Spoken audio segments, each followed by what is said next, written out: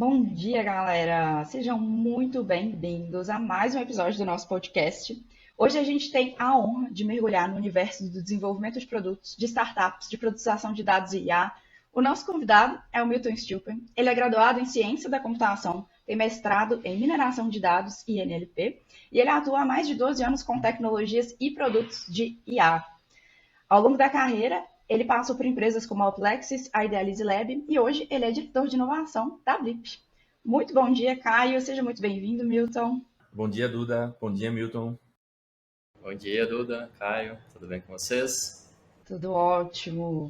Milton, na preparação desse episódio, a gente estava dando uma olhada no seu LinkedIn e aí a gente reparou que você tem uma frase super interessante no perfil que ela diz o seguinte: Information is eating the world. Ou, em português, a informação está comendo o mundo. Como é que você enxerga que isso está acontecendo? Elabora um pouquinho mais pra gente. É só uma brincadeira de uma frase famosa, né? Que é software is eating the world. Mais uma brincadeira pelo fato de eu acreditar muito nessa vertente de recuperação de informação, vendo muito do que o Google tem feito, né, nesses últimos 20 anos. E até por isso também que foi um dos motivos de eu gostar muito de ciência da computação. Foi quando eu realmente comecei a gostar de ciência da computação, foi por causa de sistemas e recuperação de informação. Então eu meio que brinco com essa frase aí famosa, mas por isso mesmo. A gente viu também que você fez a formação em ciência da computação e o mestrado em ciência de dados e extração de informação e processamento de linguagem natural. Como é que você chegou nesses assuntos assim? Tipo, o que é que te encantou lá na faculdade para você ir para esse caminho? Isso é uma história bem legal. Eu dei muita sorte ali. Eu entrei na Federal de Ouro Preto, entrei em 2007, e eu não gostava de computação. Eu entrei mais pela obrigação, que eu tinha que tentar fazer alguma universidade federal na época, muita obrigação de família, assim, e estava com dificuldade de gostar de computação nesse primeiro ano. Eu fiz porque eu gostava muito de computação, já participava de competição de jogos eletrônicos há um bom tempo, quando adolescente, e achei que poderia ser uma história legal. Segundo ano para frente, apareceu justamente um laboratório de recuperação de informação com um ex-pesquisador da Yahoo, brasileiro, né, que inclusive meio que estava cansado de morar fora e viu a oportunidade de ser professor, né, de uma universidade federal. E ele abriu esse lab chamado Idealize. E aí, quando eu comecei a ver, não conhecia nada, né, e no início ali, 2009 para 2010, assim, comecei a me interessar e ele montou um time muito bacana, muito alto nível, assim. Então, aprendi muito ali com o pessoal que estava trabalhando nesse laboratório. E aí foi meio que baseado nisso, assim, que eu comecei a gostar de computação, sabe? Eu fui das piores notas para depois, no final do curso, assim, para as melhores notas. Então, acho que é mais por isso mesmo que eu entrei nesse mundo de recuperação de informação. E depois, obviamente, né, você vai se especializando, você vai para a área de machine learning, você vai para a área de natural language processing. Então, é meio que caminho natural quando você trabalha nessa temática aí que a gente conhece da Google, sabe? E ele era esse pesquisador da Yahoo, na época, inclusive, era muito parecido. A Yahoo, inclusive, tinha um time de pesquisa muito, muito fera na época. E, obviamente, passando o tempo, foi virando tudo Google, né? A história, acho que todo mundo já conhece. Você diria que hoje está bem? Hoje o mundo, tecnologia, do jeito que tá bem diferente da época que você estava na faculdade? Ou ele se tornou realidade do jeito que você pensava? É uma pergunta bem difícil, porque Eu posso comentar da minha parte.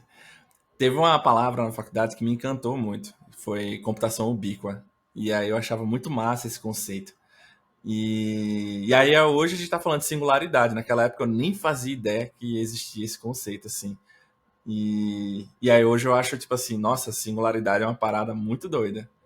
Mas eu talvez não olhe apenas para singularidade, eu olho também para computação ambiental, pensar em sistemas que estão presentes no ambiente e a gente conversando com ele. Então, assim, naquela época eu não fazia ideia que isso existia e hoje eu acho isso fascinante. eu concordo. Com certeza está muito mais fácil de praticar e de desenvolver sistemas utilizando inteligência artificial, processamento de linguagem natural. Hoje está mais acessível, sabe? Naquela época eu acho que era menos acessível, estava mais escondido nos laboratórios ou nas empresas de tecnologia, alta tecnologia. Mas assim, por exemplo, naquela época, já em 2010, eu já vi algumas aplicações muito alto nível, sabe? Poxa, o pessoal coletava e realmente resumia também, por exemplo, todo o diário oficial, que eram informações públicas, né? Usando técnicas bem, obviamente, né, heurísticas, técnicas mais, digamos aí, tradicionais de mineração de dados, de processamento de linguagem natural, raiz, assim. Mas ainda assim você via muita aplicação legal. Foi quando eu comecei a ver aplicação real, sabe, de computação. Então, e conceitualmente, o desenvolvimento desses produtos, eles são muito parecidos hoje também, sabe? Cara, sempre tem aquele pilar de recuperação de informação. Desde o início te ensina sobre segurança de informação, te ensina também sobre questão de escalabilidade, sistemas distribuídos, todos esses conceitos assim que você meio que já praticava naquela época, você tem que ter o mesmo cuidado agora. Se você esquece disso, você tem problemas depois, sabe? Então, por um lado, realmente é muito mais fácil e muito mais rápido. Por outro, a gente não pode esquecer ainda de umas práticas e aprendizado, né, de como é desenvolver esses produtos de inteligência artificial. Então, essa história ali aprendi muito ali nesses primeiros 3 anos ali de laboratório. Legal. Na prática, eu sou a pessoa da prática, então eu acho que a prática a gente acaba aprendendo muito mais mesmo. Vamos entender um pouquinho, Wilton, contar um pouquinho para quem está ouvindo ou assistindo. A gente, inclusive, vai ao ar no YouTube e nos canais de áudio, né? Hoje você está como diretor de inovação da Blip e explica um pouquinho o que é uma área de inovação dentro de uma empresa e como que você atua hoje como diretor. Perfeito. É uma área de pesquisa e inovação. Então, a gente olha um pouquinho para o lado também mais da academia e, obviamente, olha para o lado da inovação. Inovação não tem muito segredo, é normalmente um conceito difícil de explicar facilmente, mas pelo menos assim, tem algumas propostas assim que o mercado traz.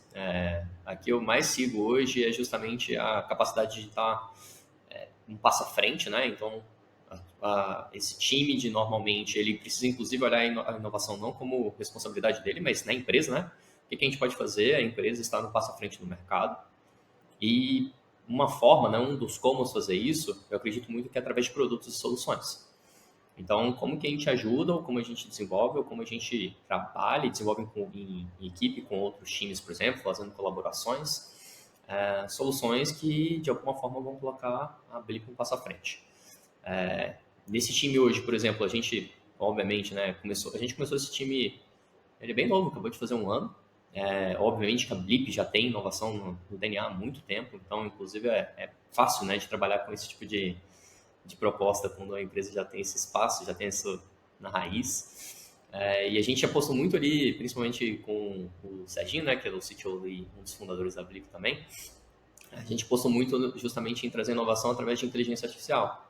E não à toa que a Blip, inclusive, ela estava até antes disso olhando para esse mundo e, por exemplo, ela comprou a Estilingue, que é a empresa que eu sou fundador. A Estilingue é uma empresa de inteligência artificial que trabalha justamente no mercado ali de marketing, relações públicas, agências de comunicação.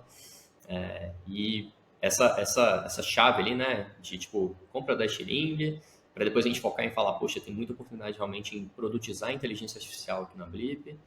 E a gente usou quase que assim, 80% do investimento que a gente fez realmente em inovação nesse último momento, nesse último ano, assim, foi em soluções / inovação de inteligência artificial. Então, de novo, assim, inovação não tem muito. Tem várias propostas. A gente trouxe um pouco dessa proposta e agora a gente está começando a ver um pouquinho de resultado.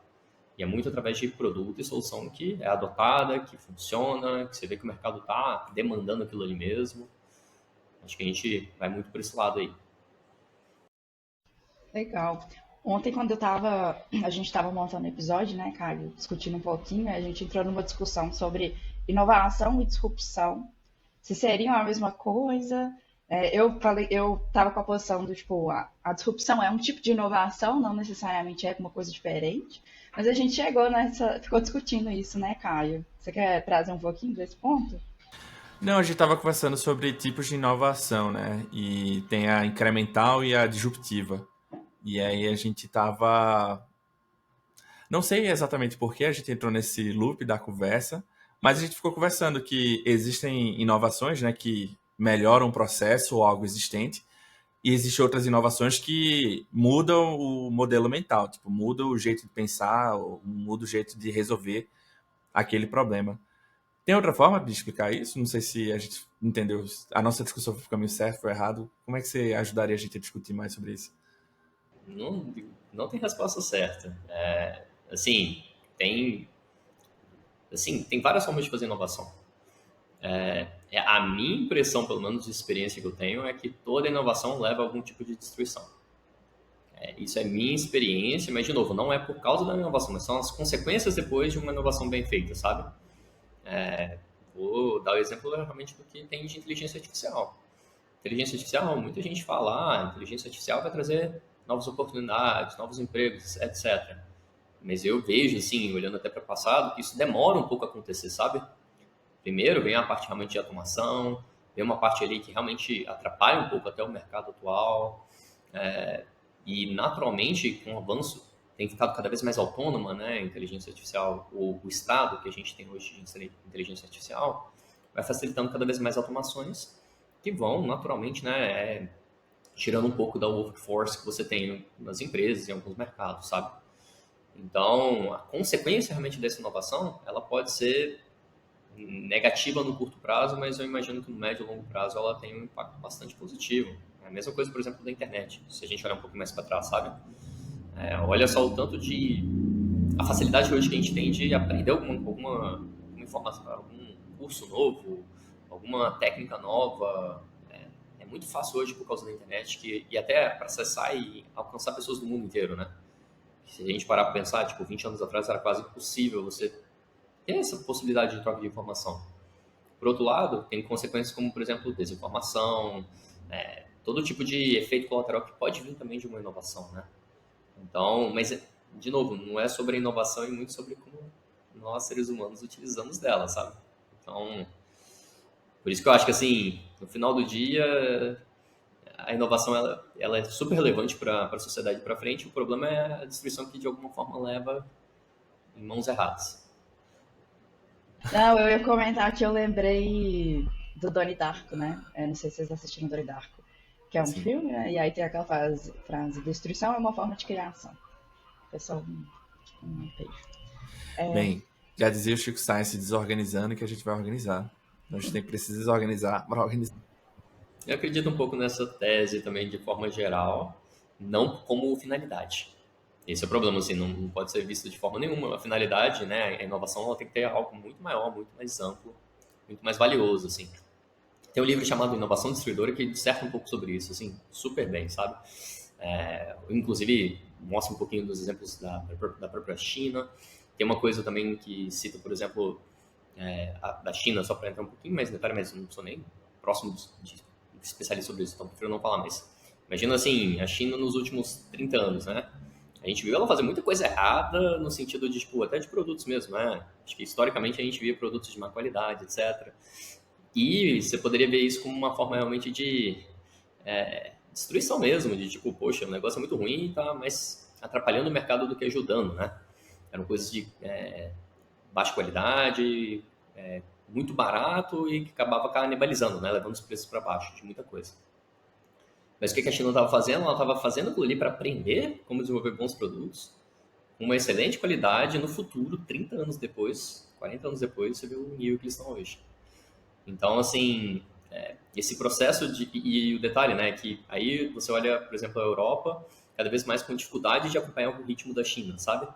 Por causa desse nível de inovação, e aí você tem justamente, tipo, pessoas que negam esse tipo de velocidade, ou sociedades inteiras que, tipo assim, são contra esse tipo de velocidade. Vira quase que, tipo assim, uma discussão de como levar isso para frente, sabe? E como inovação pode ter justamente uma perspectiva positiva, que muita gente às vezes valoriza, né, o que está acontecendo hoje, por exemplo, de inovação tecnológica de produtos da China, mas pode ser visto como uma coisa super negativa de, tipo, tem mercados que não vão acompanhar isso e como é que fica quem não acompanhou, sabe? Então, no macro, esse livro é bastante legal porque ele mostra, assim, que essas destruições, elas acontecem, mas a China não estava pensando tipo, de forma negativa. A China tinha um plano gigantesco, né? De tipo, como levar ela a ser uma primeira potência, etc. Então, acho que a finalidade, né, da inovação ela precisa ser bastante importante.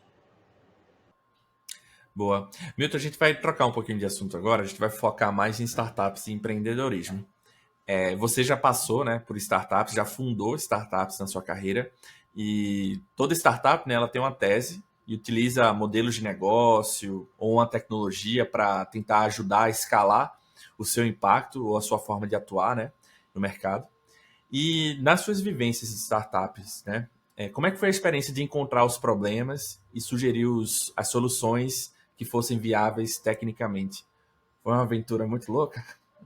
Vamos lá, não é muito difícil passar por isso. Assim, ainda mais olhando para o Brasil, onde a gente tem muitos problemas, muitas oportunidades de forma geral, tá? Em um mercado que normalmente não é ultra competitivo. Então, comparando, por exemplo, globalmente falando, não acho que seja difícil, assim, desenvolver uma empresa no Brasil e resolver um problema. É difícil ter sucesso com essa empresa no nível de escala, etc, tá? Vai ficando cada vez mais difícil, assim. Obviamente, estou falando realmente já em nível que você já tem ali, né, estudo, você já tem uma estrutura mínima, você já teve ali uma qualidade de vida mínima, tá? Que realmente, se a gente não olhar por esse viés, pô, é super difícil fazer qualquer coisa no Brasil. Porque você tem que passar pelo básico da educação e da saúde primeiro, que com certeza, é parte aí gigante aí da nossa população que tem esse desafio diário. E aí, começando uma startup, assim, é muito sobre resolver problemas do mercado. Você tem muito também a abordagem, sei lá, sabe? Acho que você começa muito olhando para o que tem de oportunidade no mercado e o que tem de mais novo também em questão de inovação, em questão de tecnologias e como que você faz esse gap, né, no final do dia, ele ser cada vez menor, sabe? Quanto mais você consegue trazer essa novidade, essa inovação, uma demanda que é realmente relevante de mercado, né, que você tem realmente uma demanda e não um cliente lá esperando, né? Mas a chance de sucesso da tua empresa e das novas empresas que vão aparecer junto também com você, sabe?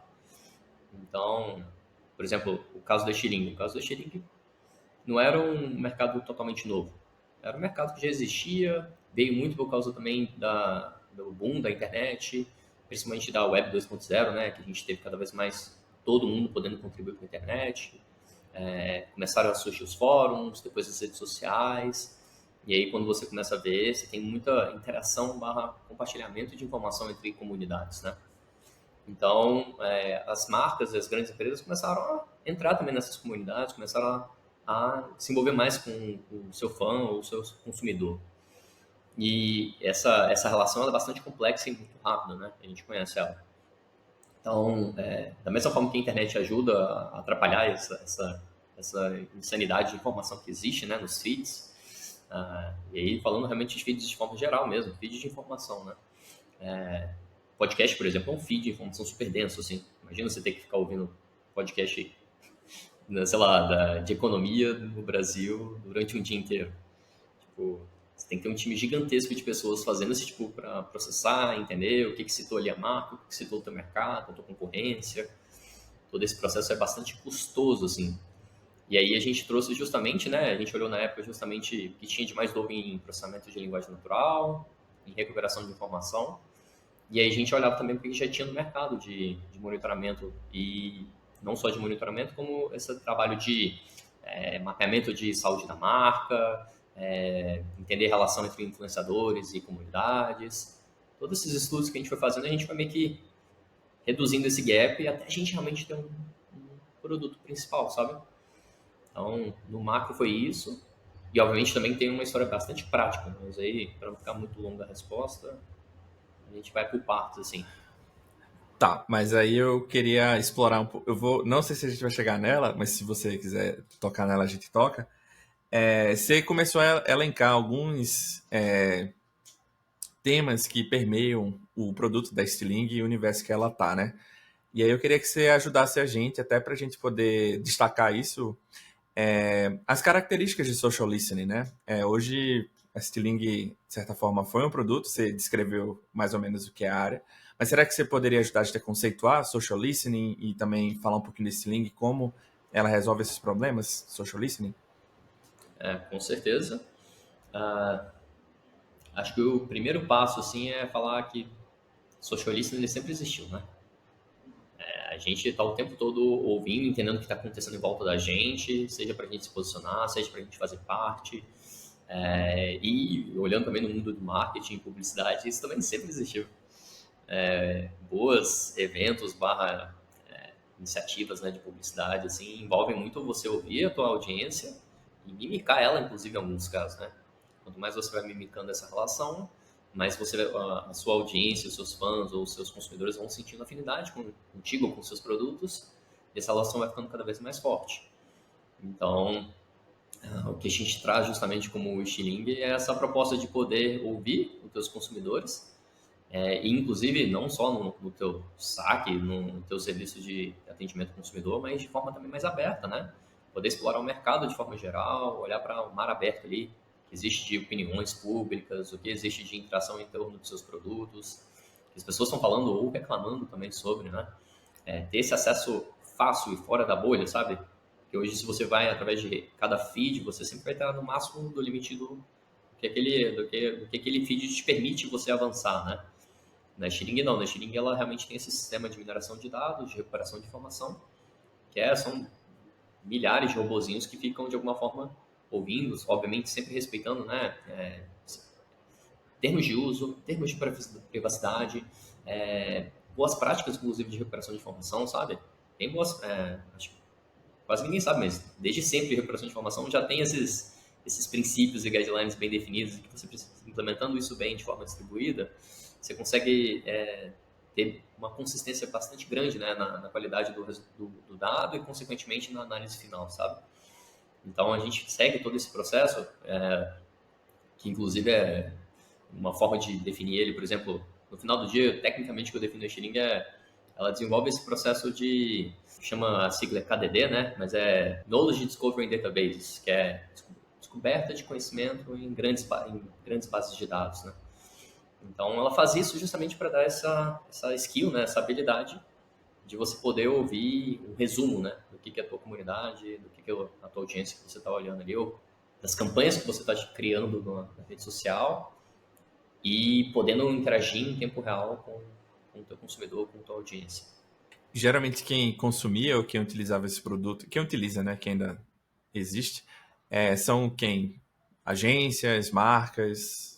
Qual tipo de benefícios ela tem de ouvir? A Estilingue hoje é um produto da Blip, né? É uma vertente ali do que a gente está chamando de AI Data Apps, que a gente tem desenvolvido na Blip. O principal cliente realmente é o cliente de marketing, agência ou comunicação ou relações públicas, tá? Normalmente depende muito. A Estilingue começou muito através das próprias agências, aí falando uma história bastante bacana, né? Porque eu falei no macro lá, aquela ideia mais teórica. Mas na prática, como é que a gente desenvolveu o Estilingue? A gente foi nas maiores agências de comunicação do Brasil, principalmente através do Rodrigo Elcia, que é um dos fundadores também da Estilingue e foi o diretor-geral lá, né? E ele tinha já essa presença ali em agências de comunicação e no mundo de marketing, até por histórico profissional dele. E a gente não teve muita dúvida do tipo, poxa, vamos obviamente ir atrás, né, de quem tem interesse nisso, mas a gente também fez o oposto, né? A gente falou, quem é a maior aqui hoje? A gente precisa aproximar dessa maior agência de comunicação do Brasil e a gente precisa resolver uma demanda que exista, né? E entender mais como eles trabalham já hoje. A gente não está inventando nada novo, assim. A gente já sabe muito bem como fazer esse processo, sabe? Então, agências de comunicação hoje no Brasil, como, por exemplo, uma FSB, tem vários tipos, né, de agências de comunicação. Tem uma mais institucional, como, por exemplo, a FSB, tem uma UMAP da vida, que vai mais para o lado realmente de marketing, publicidade. Então, dependendo do estilo, você tem realmente, inclusive, formas diferentes de trabalhar esse processo de listening do consumidor, da audiência, tá? E a gente foi meio que nelas e, de alguma forma, a gente começou o máximo a tentar desenvolver, né, soluções que resolvessem a vida do dia a dia deles. Foi meio que assim que começou a Estilingue e hoje ainda, sem dúvidas, um dos principais clientes da Estilingue hoje são as agências de comunicação, marketing, publicidade, que naturalmente, né, trabalham diretamente ligado com as maiores empresas do Brasil e do mundo que de alguma forma operam aqui no Brasil. Eu estava pensando, Caio, vou só fazer esse comentário aqui. Todo mundo que tem um consumidor, né, que quer atingir algum público se beneficia desse tipo de produto. Recentemente eu Eu não tinha pensado nisso ainda, né? Mas eu conheço uma pessoa que trabalha com social listening numa agência também. E ela é muito procurada até por políticos, por exemplo. Para os políticos entenderem como que tá, né, a audiência dele, como que tá a campanha dele, se ele está sendo bem recebido, o que as pessoas estão falando dele. Então a gente pode pensar em empresas, mas a gente também pode pensar em pessoas, a depender da figura pública que ela é, né? Se ela precisa ter um apelo ali no público dela. Eu achei bem legal essa perspectiva, assim, ainda não tinha pensado, né? Por exemplo, acho que não tem coisa mais, pensando aí de uma forma mais teórica, mais nobre do que ouvir o que a população está falando sobre sua cidade, sobre sua região, e de alguma forma conseguir gerar um resumo. Quais são os principais pontos positivos? O que eu tenho que continuar investindo? Quais são os pontos negativos? O que eu tenho que melhorar ali naquela região? Você ter essa capacidade de ouvir o teu público te ajuda muito nisso. Tem os efeitos colaterais, por exemplo, de usar esse tipo de produto e solução como qualquer outro produto, né? De forma negativa também, para tentar enviar desinformação, para tentar influenciar de forma negativa. Então, essa técnica do ouvir bem, se ela for bem depois empregada como solução, tá tudo certo. Se ela é mal empregada, inclusive, por exemplo, olhando para governos de forma geral e política de forma geral, olhando no mundo inteiro, né? Social listening e listening de forma geral tem sido bem questionado e cada vez mais restrito, inclusive. Então, por exemplo, a própria Xiring, por exemplo, em 2020, ela já tinha, literalmente, 2019 para 20, ela já tinha reduzido quase que 100%, assim, todo tipo de contrato relacionado a temas políticos de forma geral. Isso porque a gente estava vendo que cada vez mais estava sendo utilizado de forma errada e, assim, você é responsável também de alguma forma pelo produto que você tem. Mas, de novo, assim, é algo quase que impossível também de ficar regulando você como uma única empresa. Então, você vai vendo que as crises que aconteceram, por exemplo, de privacidade nos últimos anos, assim, aconteceram principalmente por causa dessa manipulação, desinformação, etc. Então, é um outro assunto até legal de conversar depois. Mas, por exemplo, eu via muita gente perguntando assim, a Xiring detecta fake news? Eu falava assim, seria muito interessante se isso de fato fosse uma demanda real, porque ninguém está interessado se a gente detecta ou não fake news. Porque fake news gera muito engajamento. E ter fake news dá também informação do que a audiência está querendo ouvir ou não. Então as pessoas, na verdade, elas não querem filtrar e esconder fake news, elas querem ver as fake news acontecendo e ver depois o que poderia acontecer ou não. Ou utilizar aquilo ali também como, por exemplo, a gente trabalhou também com ONGs, por exemplo, e a gente oferecia Xiring para elas monitorarem as fake news. Então, na verdade, a gente destacava muito das que mais engajavam e depois eles usavam justamente para fazer justamente aqueles fact-check, né?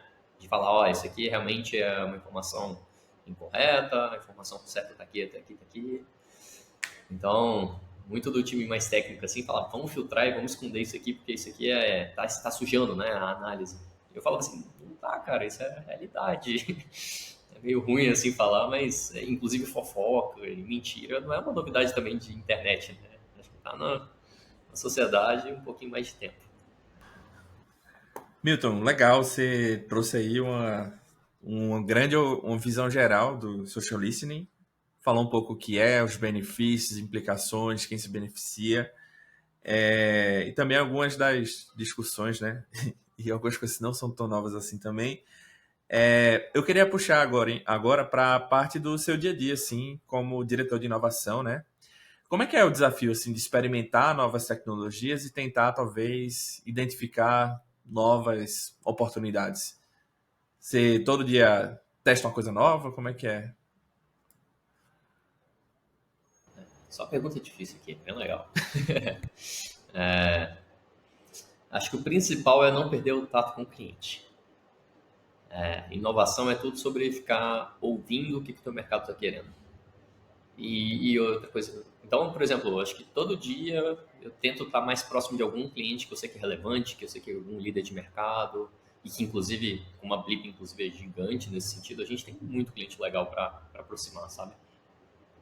E é numa perspectiva muito prática também, tá? Não é seguir um processinho específico de pesquisa com ele, é de estar no dia a dia ali, olhando os problemas que está acontecendo, o que tem de oportunidade, entendendo se alguma demanda realmente dá para, cara, você resolver aquilo ali rápido para o cliente, até como serviço mesmo, sabe?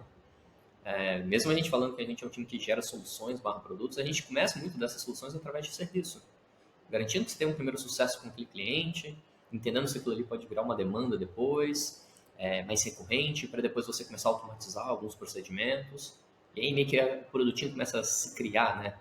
Por sucesso, assim, entregue já imediato. Então, para mim, olhar para o futuro é meio que ouvir os sinais do presente, sabe? E olhar para como dar esse próximo passo, eu vou muito através desses sinais que o mercado tem dado. E, por exemplo, nem sempre isso dá muito certo também. Inovação é difícil de ter uma estratégia, não tem uma receita de bolo, né? Mas, por exemplo, a gente começou um ano atrás a montar, foi o primeiro time que a gente montou na Blip, dessa união com a Xiringa, né? Foi o time de inteligência artificial. Mas por quê? Porque a gente já estava ouvindo ali uns sinais de presente do mercado borbulhando sobre isso. E, cara, 6 meses depois, a gente, inclusive, já estava trabalhando com GPT durante o ano passado inteiro. E outros modelos de língua bastante grandes, inclusive. Obviamente, muito em experimentação, muito tentando levar isso de alguma forma para o cliente, né? Algumas, inclusive, deram errado, tá tudo certo. Mas se não fosse esse tato aí, talvez a gente teria, não sei se todo mundo percebeu, mas esse hype de inteligência artificial do final do ano para início de ano foi muito intenso, né? E aí, assim, se você não aproveita o início disso, né? O início da onda, é muito como surfar uma onda. Você vai pegar a onda ali quando ela está quase acabando, você não vai aproveitar dela, sabe? Então a gente teve a chance aí de surfar muito dessa onda do início, assim, até uma hora ela acabar. Inteligência artificial como ferramenta, ela não acaba. Você pode olhar os últimos 15 anos aí, pelo menos, cara. Todo ano você tem mais democratização e mais adoção. Mas esse hype de ChatGPT com certeza passa logo. Eu até agradeço um pouco, porque gera muita polêmica também em volta disso, sabe? Eu não sou muito fã desses tipos de polêmica, não. Então, falando de dia a dia, um pouco disso na estratégia, na tática que eu uso no dia a dia para abordar a inovação. Eu acho que, tipo, tocando no presente aqui, entendendo principalmente clientes e a demanda, a necessidade e até a expertise do cliente para mim são ferramentas, tipo assim, não tem como, para mim, no meu jeito de trabalho, para mim, a estratégia que eu levo de inovação, não tem como não ter isso. Tem outras pessoas que trabalham de formas diferentes. Eu já fiz, inclusive, no passado um lab de inovação que é mais fechadão, sabe? Você fica ali tentando fazer, cara, leading edge technologies para, tipo, tentar dar um salto à frente, sabe? Sozinho, assim, mais você com você mesmo. Mas, por exemplo, ainda assim, eu não achei que foi tão impactante quanto, por exemplo, esse último ciclo que a gente está fazendo agora de inteligência artificial, sabe? Que foi bem próximo dos clientes. A gente teve literalmente doutores e mestres assim, de inteligência artificial trabalhando com o cliente no dia a dia no Cloud Beta, sabe? Foi uma experiência bastante legal esse semestre. Ô Milton, você estava falando aí, você mencionou essa questão do erro. Ontem eu estava conversando com uma amiga sobre essa questão de abraçar os erros e, enfim, talvez a mentalidade que a gente está hoje em dia, mais de pensar na saúde mental, etc. E aí a gente encontrou um TED que falava um pouco sobre alguns comportamentos que grandes líderes têm, né? E um dos identificados é a questão de abraçar os erros como oportunidades e aprendizados. E aí você contou um pouquinho a história da Sling e você falou que o Rodrigo era muito próximo das agências, ele tinha muita curiosidade de saber quais eram as necessidades e as dores das agências. Lá vai lá o Rodrigo drivar, né? Direcionar um pouco os esforços de vocês. Aí hoje, você como diretor de inovação, você fala que não, a gente tem que se aproximar dos clientes para entender as necessidades e as dores, né, que essas pessoas têm para a gente poder inovar.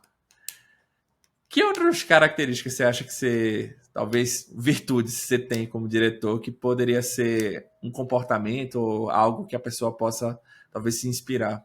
Porque a questão de ouvir seus clientes parece um pouco clichê, né? Mas na verdade eu não vejo tanta gente fazendo isso na prática. Exatamente.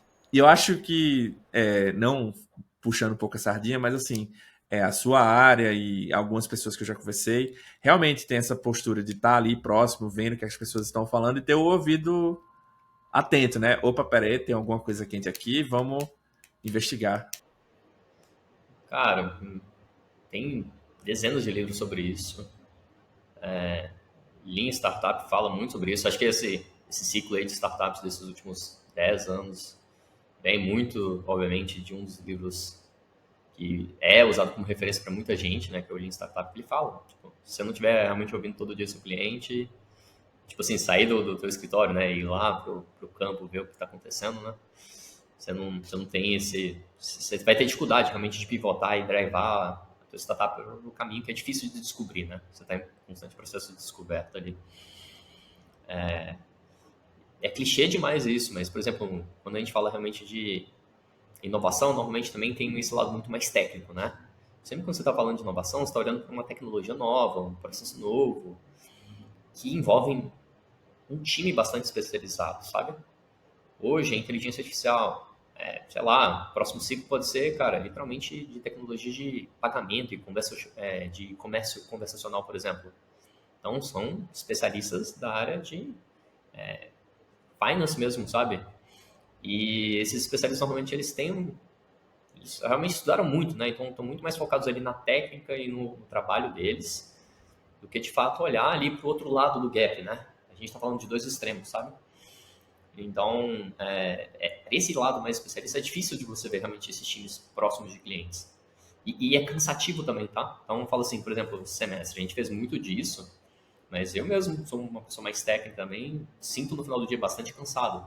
E dá para ver que o time inteiro de inteligência artificial, por exemplo, sentiu bastante cansado aí nesses 2 sprints que a gente fez, né? Que a gente está falando aí de 2 trimestres seguidos. Então, não é algo fácil de fazer, sabe, cara? Por isso que é mais confortável não ficar fazendo tantas vezes. E a gente já tem tanto problema no dia a dia, né? Que você vai tentando ficar um pouquinho mais confortável ali no teu dia a dia, principalmente quando a gente fala de scale-ups, que é constante oportunidade, constante problema, né?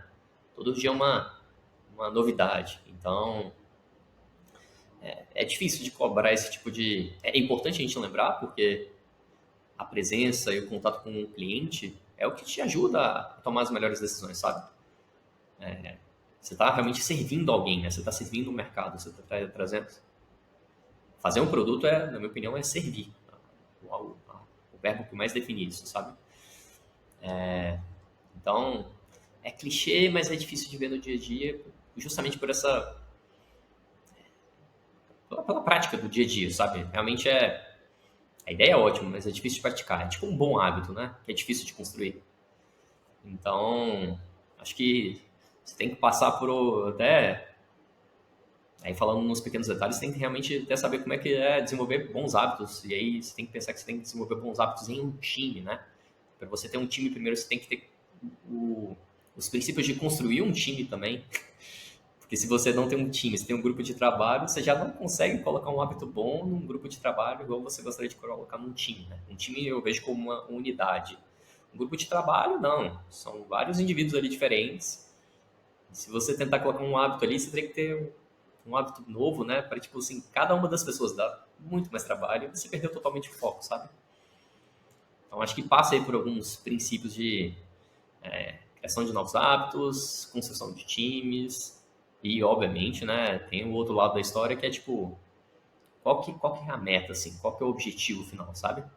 Esse aqui tem que ser muito grande, tem que ser muito interessante para que as pessoas realmente queiram passar por essa jornada, sabe? Porque senão é mais fácil a gente ficar no nosso conforto. Seguir o processo, seguir ali o dia a dia, a rotina do trabalho, é muito mais legal. Gera menos resultado e menos aprendizado, mas ainda assim gera alguma coisa, você continua seguindo, sabe? Esse outro lado, ele é mais difícil de seguir, mas também os resultados são muito maiores, né? Então é tudo análise de risco. Total.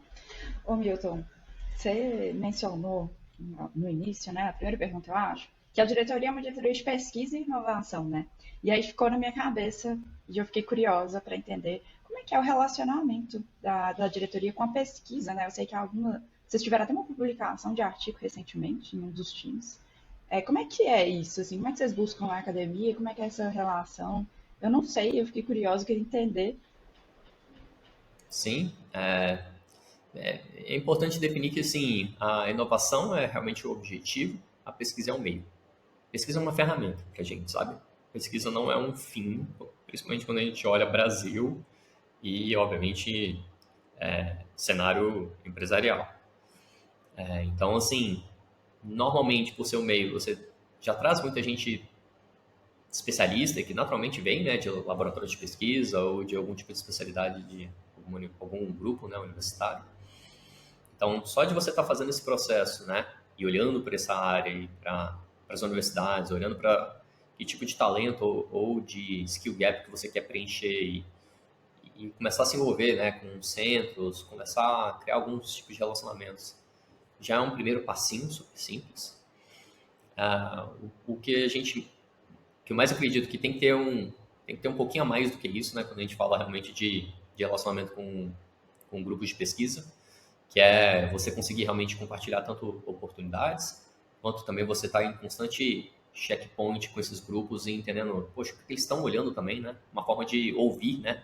Ficar ouvindo a academia, ouvindo o que eles estão vendo de oportunidade.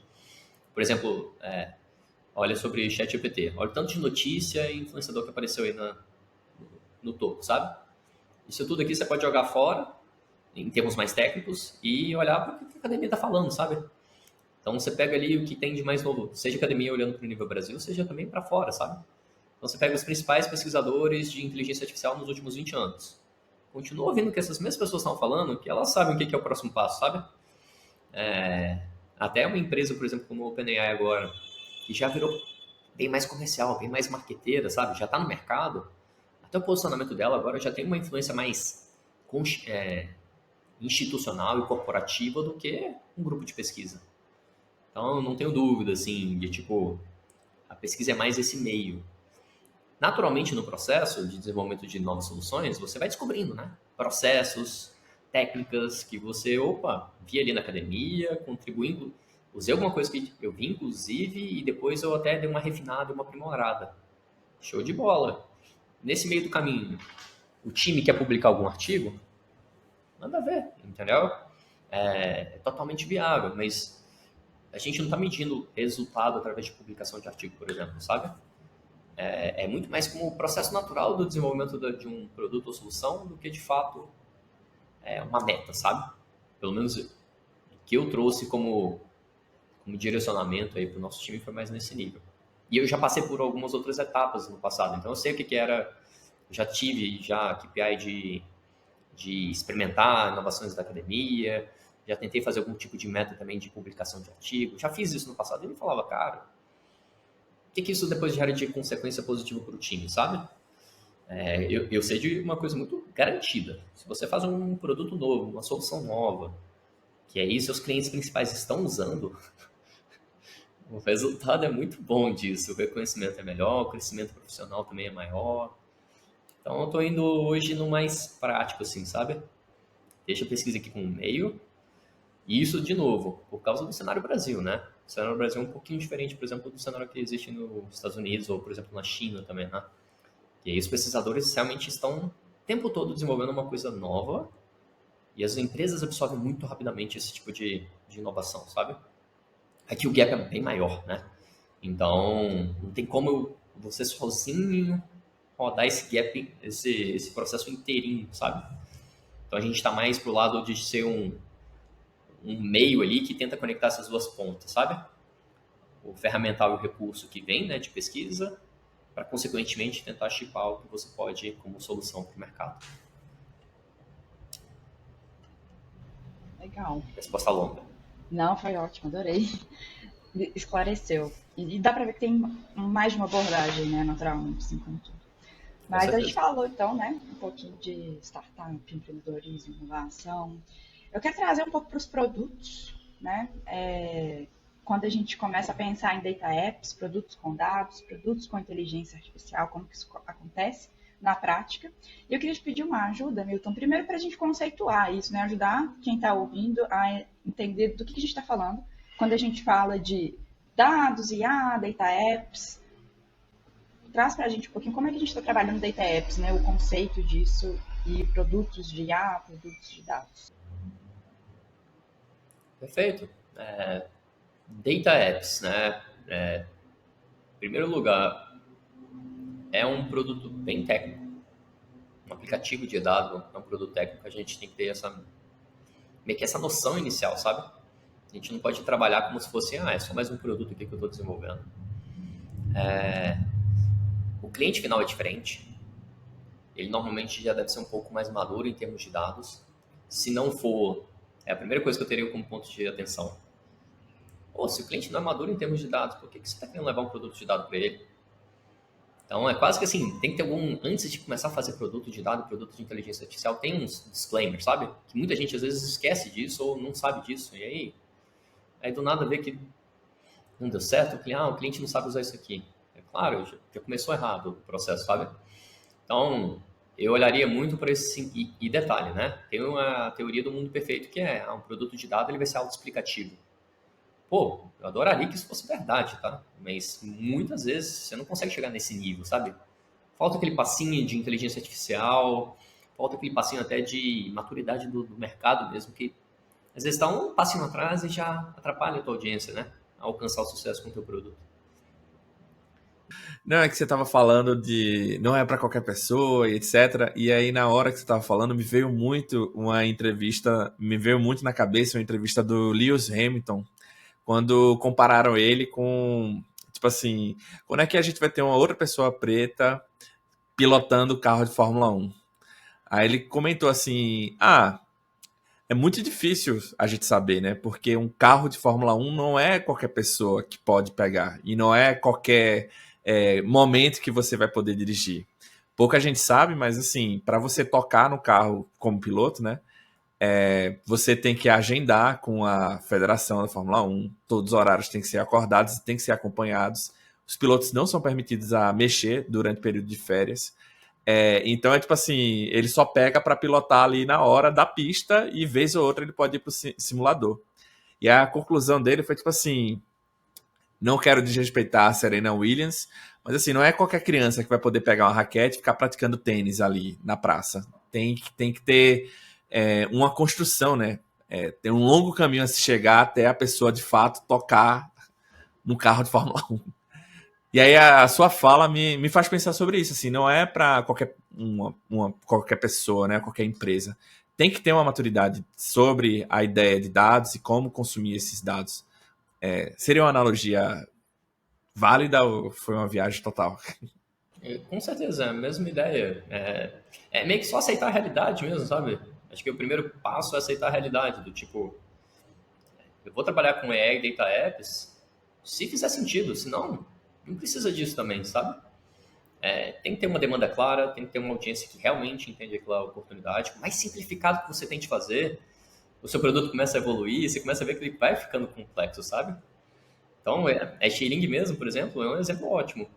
Foi um produto que a gente tentou fazer o mais simples possível, mas você vai agregando, e pelo fato dele ser uma plataforma, né, dava para ir agregando muita funcionalidade. Aí você ajusta aqui uma demanda de uma agência, depois você ajusta de outra, você ajusta de outra. Quando você vê, seu produto já ficou mais complexo. E se o seu cliente, seu usuário, não tiver aquela maturidade, por exemplo, de novo, assim, tem vários perfis que com certeza usaram muito bem ou usam muito bem Xing, mas o cliente de agência, né, o usuário de agência, já tinha uma agilidade, uma maturidade, já estava nesse mercado há mais tempo. Então eu falava, putz, você vai atualizando, eles vão acompanhando. Você vê que eles estão usando aquilo, inclusive, que foi lançado. Quando você leva para um time mais marketing institucional de uma empresa grande, putz, o gap era maior. E aí você tenta simplificar o teu AI Data App, você não consegue chegar no nível, às vezes, para abraçar todo mundo ali do time de marketing de todas as empresas grandes, sabe? Então tem que ter um cuidado do tipo assim, será que seu AI Data App era a solução que vai realmente, tipo, abraçar todo mundo ou não? Foi inclusive muito do que depois a Chine foi fazer, né? Tipo, deixa eu fazer novos produtos para simplificar esse processo, porque a plataforma principal, a gente entendeu que chegou no nível de maturidade ali que estava difícil de deixar menos complexo para eles, né? Que no final do dia também é responsabilidade nossa, como desenvolvedor de produtos, né? De ajustar aquela solução para sua audiência, sabe? Não de cobrar sua audiência que ela fique mais madura ou que ela saiba usar, sabe? É um caminho que é construído, né? Vê, eu tenho uma dúvida aqui. Se a gente fosse olhar para o mercado mobile, dentro do mobile existem as aplicações, os apps, né? A gente pode baixar, instalar e utilizar. Dentro desses apps existem categorias de aplicativos, né? Então tem redes sociais, tem jogos, tem, sei lá, app de paquera, carona, tem internet banking. Se a gente fosse falar um pouco sobre data apps, como é que, se a gente pudesse, olha, data app é X e tem algumas categorias, tá aqui algumas delas. Você consegue definir isso pra gente, para quem não é familiarizado com o tema? Falando de... O data app mais famoso de todos os tempos é o Excel.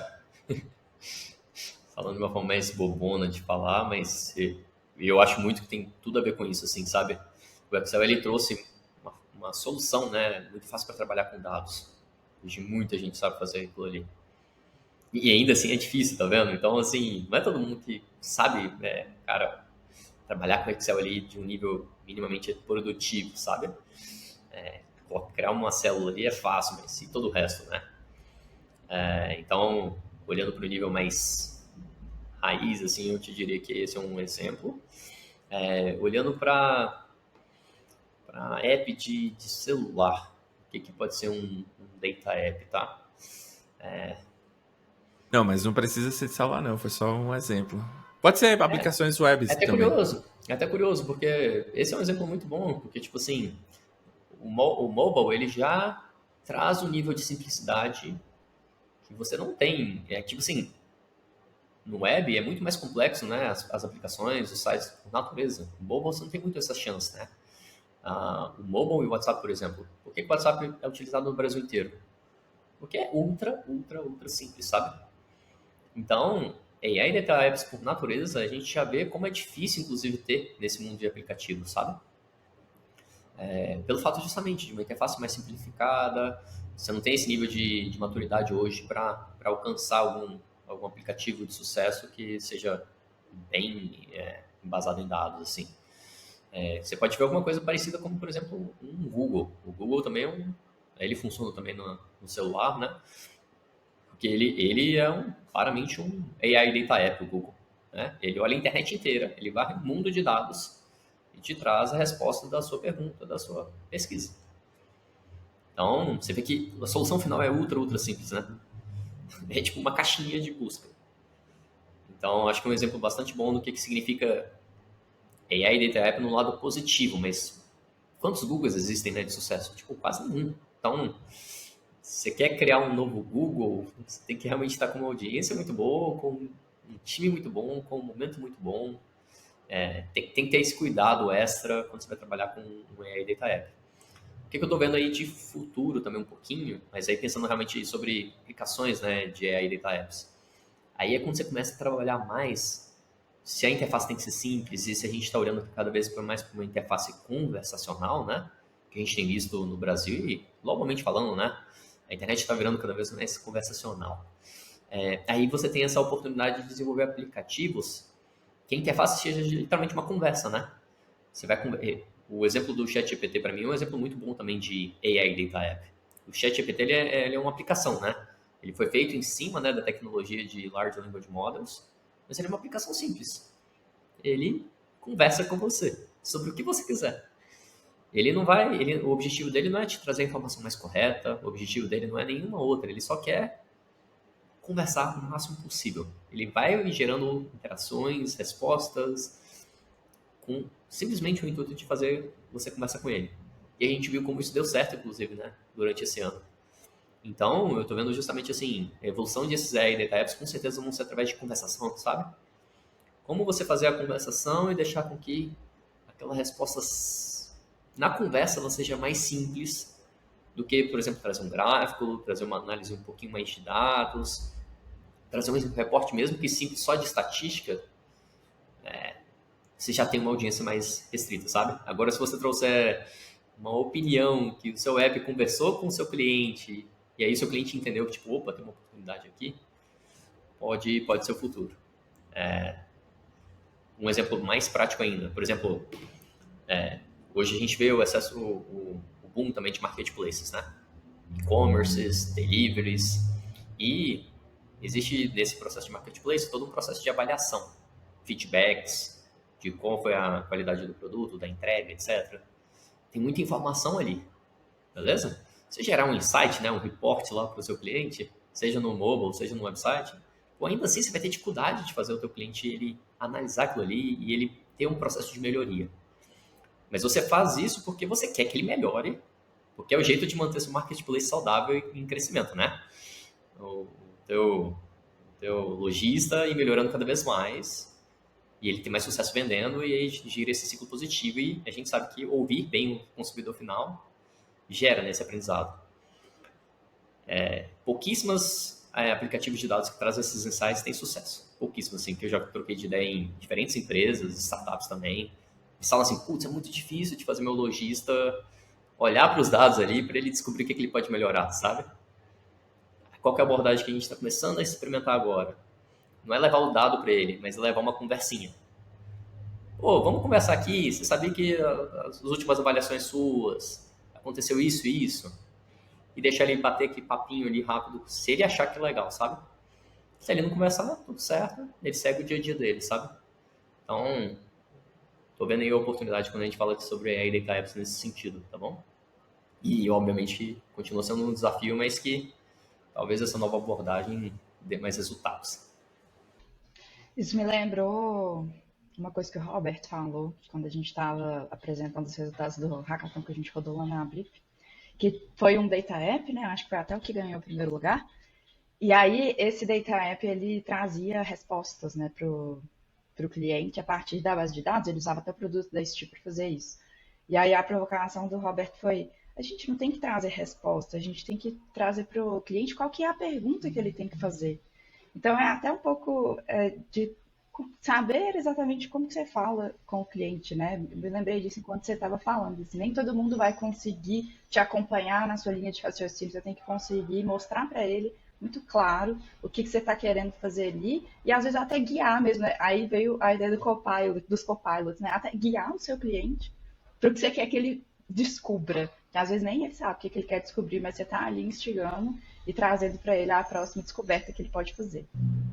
Ou às vezes ele até sabe, mas ele não tá com tempo ali para isso, sabe? Ele não tá vendo valor de investir tempo naquilo.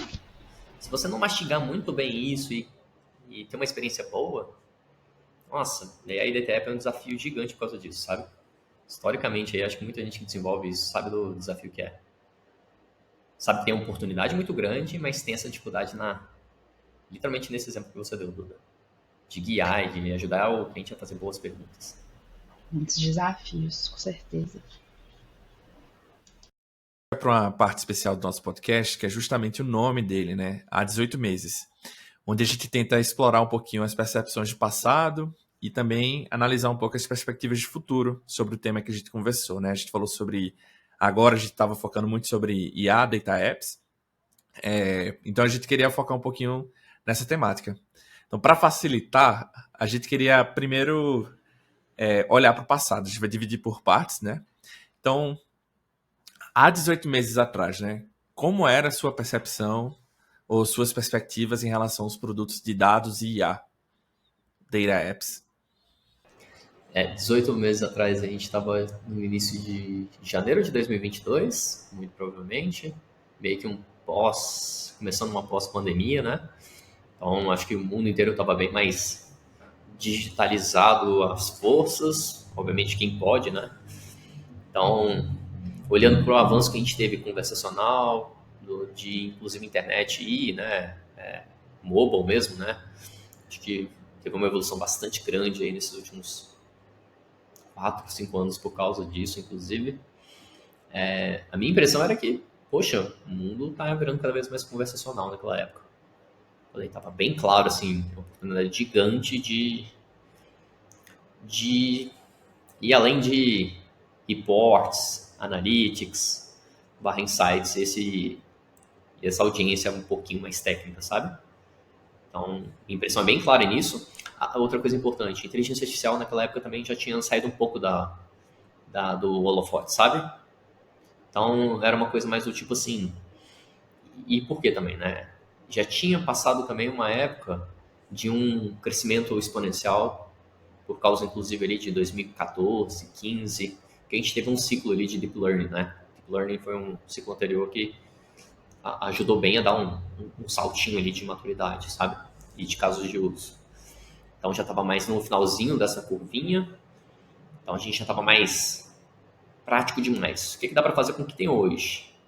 Não fica preocupando muito com o que tem de técnica de futuro, porque elas estão crescendo de forma mais linear do que exponencial. Aí começou a aparecer esses Large Language Models, né? E obviamente, a evolução do que a gente vê de Transformers, né? Da técnica Transformers. Então, começou a querer puxar para cima. Então, a gente falava, opa, parece que tem um cheirinho novo aqui de alguma coisa no decorrer desse ano. Vamos acompanhando, sabe? Lembro direitinho ali de janeiro, eu tava falando assim, vamos acompanhar de perto. O que vai vir de evolução de Transformers, de modelos de língua. E no ator que a gente já brincava com isso, por exemplo. E interface de voz, né? Principalmente no Brasil, a gente usa cada vez mais. A gente está aqui no podcast, a gente recebe áudio o tempo todo no WhatsApp. Então, a interface de voz ela tem ganhado um novo momento aí. E pensando que no passado era principalmente por causa de ligações, né? E agora ele está ganhando interfaces diferentes através de voz. Isso era meio que 18 meses atrás. E agora, como é que você olha para frente, assim, tipo, de hoje daqui a 18 meses, como é que você acha, né, que a IA, Data Apps, como é que esses conceitos estarão sendo implantados e desenvolvidos mundo afora? Acho que 18 meses é um tempo bom mesmo, porque muito do que a gente está vendo agora, principalmente aí no início desse ano, a gente vai ver ele sendo realmente concretizado em 18 meses, sabe? Essa nova tecnologia que a gente chama de Large Language Models, ela ainda não tem uma consistência para ser uma coisa tipo, use isso como uma solução, sabe? Ela é uma ferramentinha e a gente vai ver uma corrida agora de muitas empresas construindo justamente toda essa infraestrutura, camadas de abstração, de governança, para chegar mais próximo de casos de uso que impactem no mercado. Então, esses 18 meses vão aparecer muitas... A gente pode até ver um pouquinho próprio do GPT-3 para o GPT-4, sabe? GPT-3 para o GPT-4 não foi uma virada de uma nova tecnologia, um modelo ainda maior, sabe? Eles estão no momento que eles começaram a trazer um pouco mais de infraestrutura para a solução que eles possuem hoje. Ainda, obviamente, um nível bastante baixo, mas você vê que realmente eles trouxeram mais habilidades, mais funcionalidades para o que eles têm hoje. Então, eu imagino que vai acontecer a mesma coisa com todo o mercado. A gente vai começar a colocar mais infraestrutura em cima dessa nova oportunidade de tecnologia, que são os modelos de línguas gigantescos, e eles vão começar a ser cada vez mais empacotadinhos, cada vez mais como solução. Aos poucos, eles vão ser cada vez mais adotados. Isso, como consequência, vai trazer muito mais a interface conversacional para ser uma das principais interfaces aí de qualquer tipo de aplicação que a gente tenha pensando aí nos próximos 18 meses. Então, eu enxergo muito isso, assim, a gente vai começar a ver cada vez mais interface conversacional acontecendo, mas antes disso tem esse processo de... o pessoal viu que o negócio é bom, aí eles começam a criar as estruturas em cima disso para realmente viabilizar, né, o mercado de utilizar. E dá para ver isso muito hoje também, né? Dá para ver o futuro olhando para hoje. Hoje eu vejo, por exemplo, um monte de empresa grande tentando usar o que tem pronto, seja de OpenAI pronto, seja o que tem de Azure pronto, e fala assim, putz, mas tá muito longe ainda. Tô tentando usar o Virtual Power Agents aqui. A Azure acabou de lançar isso aqui, que é incrível. Mas, pô, não tá legal, não tô conseguindo fazer meu caso de uso ainda. Blip, vocês não tem algo mais fácil aí, não? Não temos. A gente, inclusive, tá fazendo justamente essa... reduzindo mais esse gap, sabe? Então, a gente, inclusive, usa Azure, usa o Virtual Power Agents, usa o que tiver, por exemplo, de Google também. Então, a gente meio que quer ajudar a construir e facilitar ainda mais, né? Esse acesso a essa tecnologia como uma solução realmente que o contato fique mais inteligente, sabe? O contato da empresa com o consumidor final. Então, acho que no final do dia vai ser muito disso, assim, de reduzir esse gap cada vez mais. E, obviamente, mais importante é de trazer todo esse processo de estruturação e facilitação, abstração. Legal. Newton, a gente está caminhando para o final, mas eu queria te perguntar se você tem algum case que você quer destacar. Eu tenho um aqui na minha cabeça que eu acho super legal, que a gente até foi premiado recentemente em Cannes, mas eu queria saber se você tem algum case, não precisa ser esse exatamente não, para destacar mesmo que vocês fizeram com o IA, que foi legal, como é que foi. Esse case da Coca-Cola é muito bom para falar, que acho que reforça muito o que a gente conversou já nesse papo, sabe? A gente está falando ali de interface de voz. Poxa vida, interface de voz não é novo, mas com as inovações que existem, dá para fazer muita coisa nova com interface de voz. E foi a ideia da Coca-Cola, né, de utilizar o áudio que você envia no WhatsApp, mas não o conteúdo, não o que você falou, mas as ondas daquele áudio, eles podem formar a garrafinha da Coca-Cola, a silhueta da garrafinha. Então, a ideia foi justamente essa. Eles fizeram uma campanha de engajamento com os consumidores de Coca-Cola, e quem conseguisse, né, mandar o áudio que fosse mais próximo ali da silhueta da Coca-Cola, ele ia concorrer a prêmios e ganhava uns vouchers também, só de já conseguir fazer o match exato, sabe? Ou mais próximo, né? E isso só é possível por causa do avanço de inteligência artificial que a gente teve nesses últimos anos, sabe? Então, meio que assim, a gente teve muita proximidade com o cliente durante esse processo inteiro. O time era bastante enxuto, já era um time bem formado. Então era meio que, tipo, juntar cliente que era muito bom, teve bastante próximo, trouxe uma ideia boa, construiu isso junto com a gente, sabe? A gente não veio nessa coisa do tipo... A gente só trouxe muito mais do que dava para fazer, sabe? Pô, peguei sua ideia aqui, acho que tem essa opção 1, 2, 3, 4, mas principalmente foi o cliente que meio que foi ajudando a definir o como convergir com isso. Então essa união e próxima ali de, tipo, especialistas de inteligência artificial com um case bastante inovador, essa sinergia foi uma coisa bastante única, assim. Não é para todos os casos, né? Tipo assim, é difícil de ter esse tipo de oportunidade. Mas se você está o tempo todo monitorando e ouvindo e tentando aproveitar das oportunidades, pô, uma dessas às vezes se encaixa e gera, tipo assim, consequências positivas de todas as formas. Nossa própria tecnologia nova de inteligência artificial que trabalha ali, inclusive com interface de voz, ela também, por exemplo, esse ano está sendo cada vez mais adotada para fazer com que o contato, né, o WhatsApp das empresas, elas entendam melhor, por exemplo, entendam os áudios, né, que os consumidores estão enviando. Então, tá vendo, tipo assim, tem vários efeitos positivos, né, desse tipo de interação, sem contar também a própria premiação. Ô, Milton, você tava falando aí, eu fiquei curioso, a gente tocou um pouquinho sobre os LLMs, GPT, né? E aí eu fiquei curioso se você poderia compartilhar outro case da gente, comentar sobre alguma outra experimentação com GPT que você fez nos últimos meses. Tem. Esse ano, como a gente já estava bastante avançado com experimentação, né, com LLMs, a gente conseguiu bem rápido ali no início do ano desenvolver um copiloto, um copiloto com o objetivo de assistência mesmo, né? Então a gente tem, obviamente, operações de atendimento no Blipdesk. O Blipdesk é como se fosse um web chat ali, onde times de atendimento, né, podem ficar respondendo demandas, né, seja de, por exemplo, de suporte técnico, de pós-vendas, etc. E também tem times, por exemplo, de vendedores que trabalham, né, através de vendas através de WhatsApp, por exemplo. E nesse processo, obviamente, existe uma demanda muito clara, né, o mercado de atendimento. O departamento de atendimento já sabe muito bem, tipo, produtividade, né? E aí cai muito também naquelas métricas tradicionais de, tipo, tempo médio de atendimento, tempo médio de resposta, tempo médio de espera. Então a gente viu, né, que muito desses times ali, eles possuíam já um processo, um script, possuíam alguns documentos ali de copia e cola, e aí a gente meio que utilizou o poder da LLM, não para ela ficar gerando um monte de informação que ela normalmente consegue gerar, mas muitas vezes ela não é a informação mais correta, né? A gente usou a LLM, por exemplo, para ela ficar pesquisando nessa base de conhecimento que normalmente existe, né? Manual de um produto, de um serviço, o script ali do atendimento que já existe. E ela olha também o histórico das mensagens daquele atendente com aquele consumidor. E aí, baseado nisso, ela tem sempre ali aquela sugestão pronta de qual é a próxima resposta, sabe? É um case bastante bom, está funcionando super bem. A gente tem visto já primeiros cases de sucesso de clientes conseguindo ter 40%, 42% de redução de tempo médio de atendimento. Principalmente em operações que são mais... Pô, eu preciso ficar consumindo muito conteúdo, tem muita coisa inclusive em documentos, ou tem que ficar fazendo busca em base de conhecimento, que é difícil também, porque eu acho o artigo, mas tem que resumir ele. E esse assistente / copiloto, né, que a gente chama hoje de Blip Copilot, ele faz isso para você.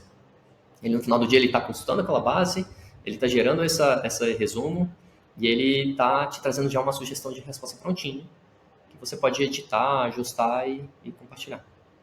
Então é isso que a gente tem desenvolvido aí de novo aí em termos de LLM, e obviamente tem outros casos de uso que estão mais experimentais, inovadores, mas que a gente pretende, né, nessa estratégia de abstraindo e dando também camadas de governança para os nossos próprios clientes desenvolveram os próprios deles, sabe? E não simplesmente usar o Copilot, o Blip Copilot específico, tá? Que a gente desenvolveu nesse caso, que já faz esse caso de uso, sabe? Então, como é que eu dou mais espaço para os clientes irem customizando e integrando os casos de uso que a gente vai descobrir aí nesses próximos 18 meses. Boa, legal demais, adoro esses cases. Newton, acho que agora é a última pergunta, né, oportunidade assim da gente deixar alguma coisa para o ouvinte, além dos finalmente. Você quer deixar algum insight principal para quem ouviu de tudo que a gente conversou, alguma mensagem, o que você quer deixar de tudo que a gente falou aqui de IA, de data apps, produtos, startups? Sei lá, o mais importante é estar assim, ter uma carreira que tem uma consistência em algo que você acredita, fazer o que gosta é bem importante, ter pessoas ali no seu dia a dia que te ajudam a crescer. Acho que essas coisas mais clichês e básicas que eu acho que no final do dia é o mais importante, tá? Então, todo esse hype de inteligência artificial, etc., no final do dia, de novo, ele continua ainda sendo só um meio. A inteligência artificial é só uma ferramenta, sabe? E aí, Data App, no final do dia, também é só uma ferramenta. Você tem que estar gostando da proposta. O que você está levando de valor para o mercado e olhando para o seu time e falando, pô, o time que eu tô aqui tá bacana, a empresa tá com essa direção legal que eu acredito nela também, alinhamento de visão, sabe? No final do dia, a gente não falou um pouco disso ainda. A gente falou muito rápido, assim, sobre startup. Daria para falar bem sobre cultura de startup e desenvolvimento de produto de forma geral, sabe? Teams, etc. Mas o mais importante para mim é isso hoje. Tipo, então, se de alguma forma ajudar mais alguém aí, show de bola. Obrigado, Milton. Bem, a gente conversou sobre muita coisa. Acho que a gente ficou bem no tempo que a gente tinha pensado que daria essa conversa. A gente teve algumas ideias e alguns conceitos bem massa que a gente conversou. Social listening, AI, inteligência artificial, data apps. A gente falou sobre cases práticos. Até Cannes rolou aqui na conversa. Milton, se alguém quiser entrar em contato, quiser seguir você, quiser saber as coisas que você está aprontando, tem algum lugar que a pessoa possa procurar? Tem algum blog, no seu LinkedIn? Tem algum ponto de contato mais específico para você? De jeito mais não muito... Demora um pouquinho, talvez, mas acho que é LinkedIn mesmo. Tem um e-mail também meu, mas às vezes o e-mail também está um pouquinho difícil. milton.stilpen@blip.ai. Beleza. É isso aí, pessoal. A gente está encerrando a nossa conversa por aqui. Espero que vocês tenham gostado desse episódio. Eu estou muito feliz porque a gente aprendeu muita coisa e tem sido muito massa todas as conversas que a gente tem tido. Então, Milton, muito obrigado pela disponibilidade, pelo tempo e até a próxima. Obrigado também pelo bate-papo, hein, gente? Falou demais. Até mais. Tchau, tchau.